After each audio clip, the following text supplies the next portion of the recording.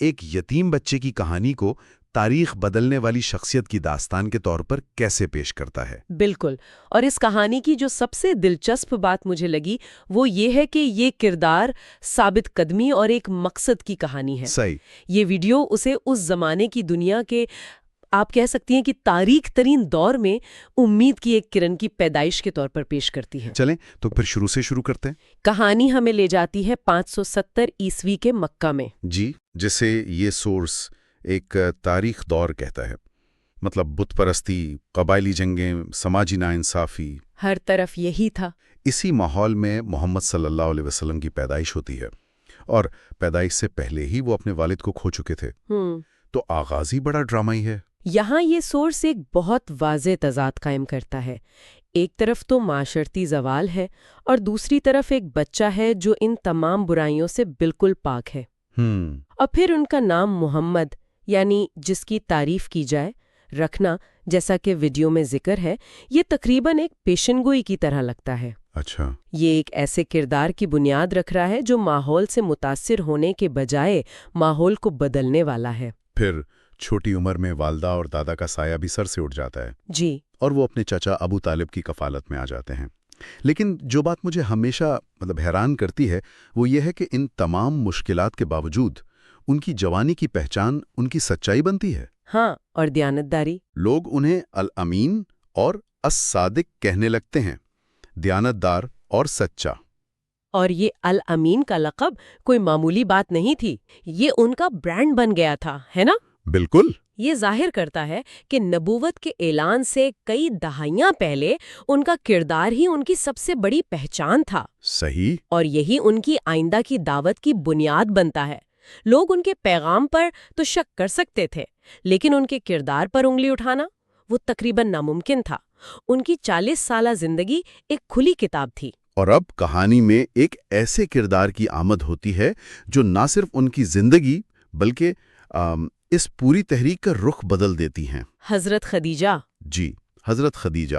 اور دلچسپ بات یہ ہے کہ وہ کوئی جنگجو یا سیاستدان نہیں، بلکہ ایک خود مختار اور ذہین کاروباری خاتون تھیں۔ بالکل، وہ ان کی ایمانداری سے اتنی متاثر ہوتی ہیں کہ انہیں اپنے تجارتی قافلے کا نگران بنا دیتی ہیں اور بعد میں شادی کا پیغام بھی بھیجتی ہیں۔ یہ رشتہ بھی اس داستان میں ایک بہت اہم موڑ ہے۔ بہت اہم۔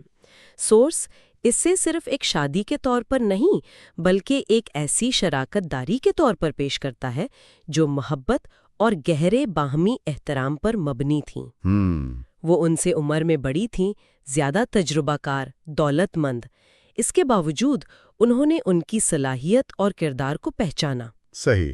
وہ صرف ان کی بیوی نہیں تھیں بلکہ ان کی سب سے بڑی حمایتی اور ان پر سب سے پہلے ایمان لانے والی تھیں۔ تو اب منظر بدلتا ہے، 40 سال کی عمر ہے، وہ مکہ سے باہر غار حرا میں غور و فکر کر رہے ہیں۔ جی، اور وہیں جیسا کہ ویڈیو میں بیان کیا گیا ہے، فرشتہ جبرائیل ظاہر ہوتے ہیں اور تاریخ کے دھارے کو بدلنے والے الفاظ نازل کرتے ہیں، پڑھو اپنے رب کے نام سے جس نے پیدا کیا۔ یہاں ایک بہت گہرا نکتہ ہے۔ کیا؟ انہیں پڑھنا لکھنا نہیں آتا تھا، اس کے باوجود پہلا حکم پڑھنے کا تھا۔ اچھا۔ یہ اس پیغام کے مرکز میں علم اور شعور کی اہمیت کو واضح کرتا ہے۔ یہ اندھی تقلید کا نہیں بلکہ جاننے اور سمجھنے کا دین ہے۔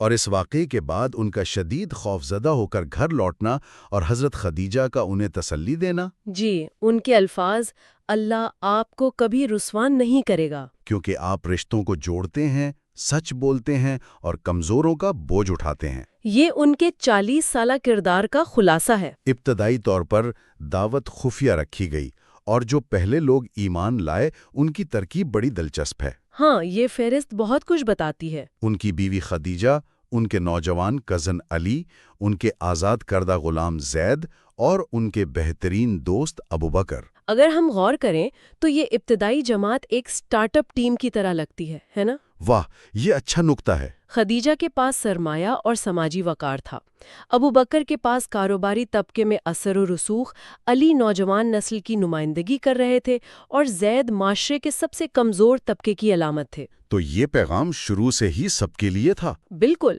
یہ کسی ایک گروہ تک محدود نہیں تھا۔ 3 سال بعد جب عوامی سطح پر دعوت دینے کا حکم آیا تو یہاں سے کہانی میں اصل کشمکش شروع ہوتی ہے۔ جی، اب تصادم کا آغاز ہوتا ہے۔ وہی لوگ جو کل تک انہیں علمین کہہ رہے تھے اب ان کے سب سے بڑے مخالف بن گئے۔ اور سورس کے مطابق قریش نے ہر حربہ آزمایا۔ انہوں نے دولت، بادشاہت، عورتوں کی پیشکش کی۔ لیکن جواب میں انہوں نے کہا کہ اگر وہ میرے ایک ہاتھ پر سورج اور دوسرے پر چاند بھی رکھ دیں تب بھی میں یہ کام نہیں چھوڑوں گا۔ یہ بات سمجھنا ضروری ہے کہ یہ مخالفت صرف مذہبی نہیں تھی، تو پھر کیا تھی؟ یہ گہری نظریاتی اور معاشی مخالفت تھی۔ ان کا پیغام ایک خدا، تمام انسانوں کی برابری۔ یہ تو ان کے پورے نظام کے لیے چیلنج تھا۔ بالکل، مکہ کے قبائلی نظام، طاقت کے ڈھانچے اور کعبہ کے بتوں سے وابستہ معاشی مفادات کے لیے براہ راست چیلنج تھا۔ جب انہوں نے کہا کہ تمام انسان برابر ہیں تو انہوں نے سردار اور غلام کا فرق مٹا دیا، اور یہ اس وقت کے طاقتور طبقے کے لیے ناقابل قبول تھا۔ جب پیشکشیں ناکام ہوئیں تو تشدد کا دور شروع ہوا۔ جی، خاص طور پر غریب اور بے سہارا مسلمانوں پر۔ ویڈیو میں بلال ابن رباح کی مثال دی گئی ہے جنہیں تپتی ریت پر لٹایا جاتا تھا اور سینے پر بھاری پتھر رکھ دیا جاتا تھا، اور سمیہ نامی خاتون کا ذکر ہے جو اسلام کی پہلی شہید کہلائیں۔ یہ ظلم و ستم ان کے عزم کو پرکھنے کا ایک پیمانہ تھا۔ بالکل، یہ دکھاتا ہے کہ ابتدائی مسلمانوں نے اپنے عقیدے کی کیا قیمت ادا کی۔ یہ صرف الفاظ کا کھیل نہیں تھا، یہ جان کی بازی تھی۔ اچھا، تو جب انفرادی ظلم و ستم سے بھی بات نہیں بنی تو قریش نے اپنی حکمت عملی تبدیل کی۔ جی، انہوں نے سوچا کہ اگر افراد کو نہیں توڑ سکتے تو پورے قبیلے کو ہی گھٹنے ٹیکنے پر مجبور کر دیا جائے۔ اور یہاں سے اس خوفناک سماجی بائیکاٹ کا آغاز ہوتا ہے۔ بنو ہاشم قبیلے سے ہر قسم کا تعلق، لین دین، شادی بیاہ، سب کچھ ختم کر دیا گیا۔ 3 سال تک۔ یہ صرف معاشی نہیں تھا، یہ ایک نفسیاتی جنگ بھی تھی۔ ویڈیو بتاتی ہے کہ حالات اتنے خراب ہو گئے تھے کہ وہ پتے اور سوکھا چمڑا ابال کر کھانے پر مجبور تھے۔ بچوں کے بھوک سے رونے کی آوازیں وادی سے باہر سنائی دیتی تھیں۔ لیکن اس مشکل وقت نے، جیسا کہ سورس اشارہ کرتا ہے، ان کی عزم کو مزید مضبوط کیا۔ بائیکاٹ کا خاتمہ بھی ایک معجزاتی انداز میں ہوا جب کعبہ میں لٹکائے گئے معاہدے کو دیمک کھا گئی، سوائے اللہ کے نام کے۔ لیکن جیسے ہی یہ آزمائش ختم ہوئی، ایک اور، شاید اس سے بھی بڑی آزمائش آن پڑی۔ ہاں، اسی سال ان کے 2 سب سے بڑے سہارے، ان کے محافظ چاچا ابو طالب اور ان کی ہمدرد بیوی حضرت خدیجہ، دونوں انتقال کر گئے۔ اس سال کو عام الحزن یعنی غم کا سال کہا جاتا ہے۔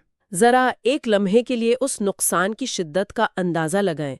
ابو طالب ان کا قبائلی اور سیاسی تحفظ تھے، جس کی وجہ سے قریش ان پر ہاتھ ڈالنے سے ہچکچاتے تھے، اور حضرت خدیجہ ان کا جذباتی اور روحانی سہارا تھیں۔ ایک ہی سال میں ان کا ذاتی سہارا اور قبائلی تحفظ دونوں ختم ہو گئے۔ اب وہ مکہ میں بالکل تنہا اور غیر محفوظ تھے۔ اسی مایوسی کے عالم میں وہ مکہ سے باہر حمایت کی تلاش میں طائف شہر جاتے ہیں۔ لیکن وہاں جو سلوک ان کے ساتھ ہوا وہ تو شاید مکہ والوں سے بھی بدتر تھا۔ جی، وہاں کے لوگوں نے نہ صرف ان کا مذاق اڑایا بلکہ آوارہ لڑکوں کو ان کے پیچھے لگا دیا، جنہوں نے ان پر اتنے پتھر برسائے کہ وہ شدید زخمی ہو گئے۔ اور یہ لمحہ اس پوری داستان میں کردار کی بلندی کا شاید سب سے بڑا مظہر ہے۔ بالکل، اس شدید جسمانی اور ذہنی اذیت کے عالم میں جب فرشتہ ان سے پوچھتا ہے کہ کیا وہ ان لوگوں کو تباہ کر دے تو وہ بد دعا دینے سے انکار کر دیتے ہیں۔ اس کے بجائے وہ دعا کرتے ہیں کہ شاید ان کی آنے والی نسلوں میں سے کوئی ایمان لے آئے۔ یہ لمحہ ماخذ کے مطابق ان کے کردار کی اصل بلندی کو ظاہر کرتا ہے۔ اور یہ اسی گہری مایوسی کے بعد امید کی سب سے بڑی کرن نظر آتی ہے۔ اسراء و معراج۔ جی، ویڈیو میں اس کے فوراً بعد اسراء و معراج کے واقعے کا ذکر ہے۔ رات کا وہ سفر مکہ سے یروشلم اور پھر آسمانوں پر۔ یہ واقعہ ایک طرح کی تسلی اور اس بات کی علامت کے طور پر پیش کیا گیا ہے کہ اگر زمین والے ان کے خلاف تھے تو آسمان ان کے ساتھ تھا۔ ایک روحانی سہارا جو شدید مایوسی کے بعد عطا کیا گیا۔ بالکل، اسے ایک نفسیاتی اور روحانی ریچارج کے طور پر دیکھا جا سکتا ہے۔ اس سفر نے انہیں ایک نیا حوصلہ اور ایک وسیع تر تناظر عطا کیا جس کی انہیں آنے والے مراحل کے لیے شدید ضرورت تھی۔ اب کہانی ایک نئے مرحلے میں داخل ہوتی ہے۔ مکہ میں حالات ناقابل برداشت ہو چکے تھے۔ جی، اسی دوران یثرب، جو بعد میں مدینہ کہلایا، وہاں سے کچھ لوگ آئے انہوں نے اسلام قبول کیا اور انہیں اپنے شہر آنے کی دعوت دی، اور جب قریش کو اس کا علم ہوا تو انہوں نے انہیں قتل کرنے کا حتمی منصوبہ بنایا۔ جس کے بعد وہ حضرت ابوبکر کے ساتھ خفیہ طور پر مدینہ ہجرت کر گئے۔ ہجرت کو صرف جان بچا کر بھاگنا سمجھنا ایک بہت بڑی غلطی ہوگی۔ یہ ایک نظریاتی اور سیاسی اقدام تھا۔ اچھا، وہ کیسے؟ اس نے قبائلی وفاداری کے بجائے عقیدے پر مبنی ایک نئی کمیونٹی امت کی بنیاد رکھی۔ یہ عرب معاشرے کے لیے ایک انقلابی تصور تھا۔ بالکل، اور مدینہ پہنچ کر ان کے پہلے اقدامات دیکھیے۔ مسجد کی تعمیر، مہاجرین اور انصار کے درمیان بھائی چارے کا رشتہ، اور مدینہ کے تمام گروہوں کے ساتھ ایک معاہدہ کرنا جسے میثاق مدینہ کہتے ہیں۔ یہ تو ایک کثیر المذہب ریاست کا دستور تھا۔ لیکن مکہ کے قریش نے انہیں وہاں بھی چین سے نہیں رہنے دیا، اور یہاں سے ان جنگوں کا سلسلہ شروع ہوتا ہے۔ پہلی جنگ بدر تھی، جہاں 313 نہتے مسلمان 1000 کے مسلح لشکر کے مقابلے میں تھے، اور اس میں مسلمانوں کو ایک غیر متوقع فتح حاصل ہوئی۔ بدر کی جنگ کو سورس ایک معجزاتی فتح کے طور پر پیش کرتا ہے جس نے مسلمانوں کے حوصلے بلند کیے۔ جی، لیکن اس کے بعد جنگ احد کا ذکر ہے، جو ایک بالکل مختلف سبق سکھاتی ہے۔ ہاں، احد کے بارے میں سورس کہتا ہے کہ ایک غلطی کی وجہ سے نقصان اٹھانا پڑا۔ یہ جملہ بڑا سادہ ہے، وہ غلطی کیا تھی؟ سورج جنگ احد کو ایک سبق کے طور پر پیش کرتا ہے۔ ایک اہم درے پر 50 تیر اندازوں کو حکم دیا گیا تھا کہ کچھ بھی ہو جائے اپنی جگہ نہیں چھوڑنی۔ اچھا، جب مسلمانوں کو ابتدائی فتح ہوتی نظر آئی تو ان میں سے اکثر نے حکم و عدولی کرتے ہوئے اپنی جگہ چھوڑ دی۔ دشمن نے اسی درے سے پلٹ کر حملہ کیا اور جیتی ہوئی جنگ کا پاسا پلٹ گیا۔ تو یہ نظم و ضبط اور قیادت پر مکمل اعتماد کا ایک بہت سخت سبق تھا۔ جی، اس کے بعد جنگ خندق کا ذکر ہے، جہاں دشمن 10,000 کا لشکر لے کر مدینہ پر چڑھایا۔ اس بار مسلمانوں نے ایک نئی حکمت عملی اپنائی اور شہر کے گرد خندق کھود لی، جو عربوں کے لیے ایک بالکل نئی چیز تھی۔ خندق کی جنگ حکمت عملی اور صبر کا امتحان تھا۔ بغیر بڑی لڑائی کے دشمن کا طویل محاصرہ ناکام ہو گیا۔ تو یہ تینوں جنگیں، بدر، احد اور خندق، مل کر قیادت، اطاعت اور حکمت عملی جیسے اسباق کا ایک مکمل کورس پیش کرتی ہیں۔ بالکل، یہ محض لڑائیاں نہیں تھیں، بلکہ ایک قوم کی تربیت کے مراحل تھے۔ اور پھر کہانی کا کلائمیکس آتا ہے۔ فتح مکہ۔ ہجرت کے 8 سال بعد وہ 10,000 کے لشکر کے ساتھ مکہ میں فاتحانہ طور پر داخل ہوتے ہیں۔ وہ شہر جس نے انہیں نکالا تھا، ان پر ظلم کیا تھا، اب ان کے قدموں میں تھا۔ انتقام کا بہترین موقع تھا۔